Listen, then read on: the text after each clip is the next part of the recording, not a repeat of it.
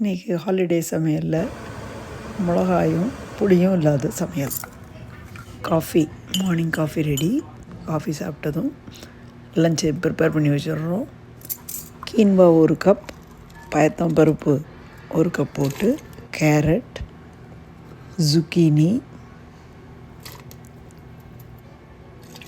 உருளைக்கிழங்கு, பீன்ஸ் எல்லாம் ஒவ்வொரு கப் போட்டு நம்ம வேக விடுறோம். கொஞ்சமாக உப்பு போட்டு ரசப்பொடி இருக்கு இல்லையா, அதையே நம்ம மசாலா பொடி வறுத்து இதில் போடுறோம். ரசப்பொடி தான் போடுறேன் இதில். அதே மாதிரி ரசமும் பக்கத்துலேயே தயாராகுது. இஞ்சி இத்தனை பெரிய துண்டு எடுத்து அது சின்ன துருவலாக பண்ணி அதையும் அதில் சேர்க்குறோம். மேற்கொண்டு கொஞ்சம் உப்பு போட்டு அதை வேக விடுறோம். ரசமும் தயாராகின்னு ரசத்துக்கு எலுமிச்சம்பழம் பிழிஞ்சு உப்பு போட்டு அதை தயார் பண்ணோம். சாத்வீகமான சாப்பாடு தயார்.